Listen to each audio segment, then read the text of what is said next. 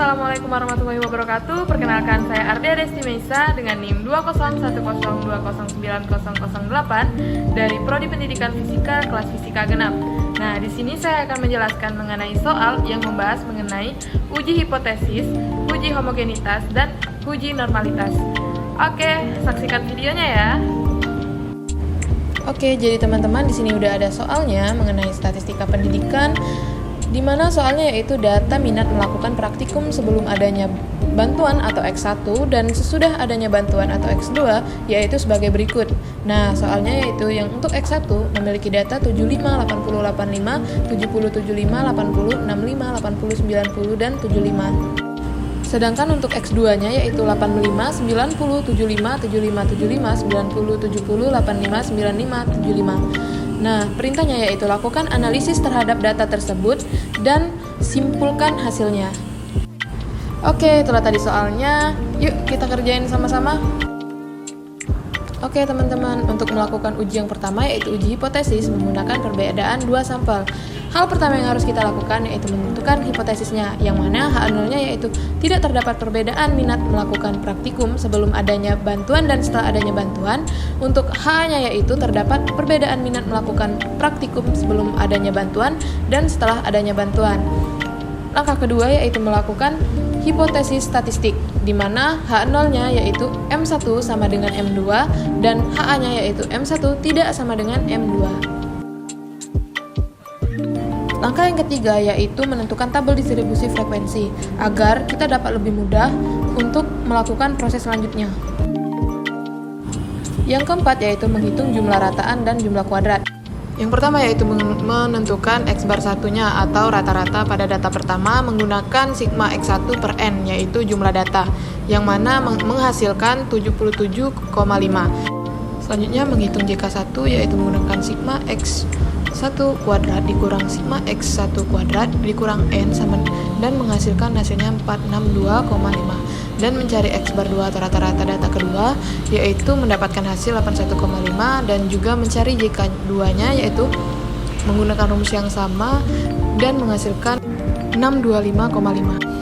Oke, setelah menemukan hasil rataan dan jumlah kuadratnya, langkah selanjutnya adalah menghitung nilai uji T-nya yaitu menggunakan rumus X bar 1 dikurang X bar 2 dibagi akar JK1 ditambah JK2 per N1 plus N2 min 2 dikali 1 per N1 plus 1 per N2 dan menghasilkan min 1,136. Langkah yang keenam yaitu menghitung tingkat kesalahan dengan taraf alfa sama dengan 5% yaitu mendapatkan hasil T tabelnya yaitu 2,101. Jadi dari hasil yang telah kita dapat, T hitung sama dengan min 1,136 dan T tabel sama dengan 2,101. Jadi T hitung itu kurang dari T tabel, yang mana H0 ditolak dan HA diterima. Dan kesimpulannya, terdapat perbedaan minat melakukan praktikum sebelum adanya bantuan dan setelah adanya bantuan. Oke, itulah tadi uji hipotesis menggunakan perbedaan dua sampel. Nah, untuk yang kedua itu menggunakan uji homogenitas Fisher. Langkah pertama yang harus kita lakukan yaitu sama-sama seperti tadi menentukan hipotesis, yang mana H0-nya yaitu sigma 1 kuadrat sama dengan sigma 2 kuadrat. Untuk H1-nya yaitu sigma 1 kuadrat tidak sama dengan sigma 2 kuadrat. Nah, langkah kedua yaitu menentukan taraf nyata alfa dan F tabel, di mana taraf nyata yang kita gunakan yaitu 5% atau sama dengan 0,05. Dan derajat pembilang dan penyebutnya yaitu N1 dikurang 1, N2 dikurang 2, yang mana hasilnya yaitu 9 dan 9. Selanjutnya yaitu menentukan F tabelnya, yang mana F tabel dari derajat pembilang dan derajat penyebutnya yaitu menghasilkan 3,18. Oke, langkah yang ketiga yaitu menentukan F hitung.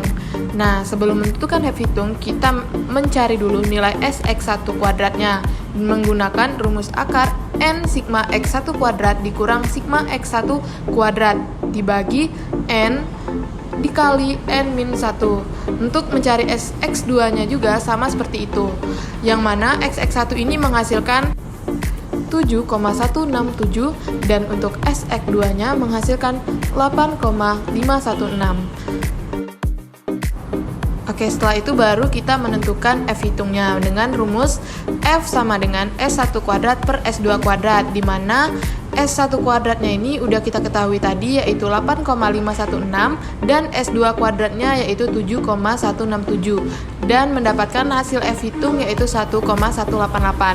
Nah, untuk langkah keempat yaitu kita menentukan kriteria pengujian, di mana H0 ditolak apabila F hitung lebih dari F tabel, H0 diterima apabila F hitung kurang dari F tabel. Setelah dari hasil pencarian kita tadi, kita ketahui bahwa F hitung kurang dari F tabel, yang mana F hitung sama dengan 1,88 dan F tabel sama dengan 3,18. Jadi dapat disimpulkan bahwa data uji homogen diterima, yang berarti data bersifat homogen, teman-teman. Itulah tadi untuk pengujian homogenitas Fisher. Nah, oke teman-teman, sekarang kita udah masuk uji yang terakhir, yang mana itu uji normalitas. Hal yang pertama yang harus kita lakukan yaitu sama, menentukan hipotesisnya, di mana H0 yaitu data minat melakukan praktikum sebelum adanya bantuan dan setelah adanya bantuan berdistribusi normal.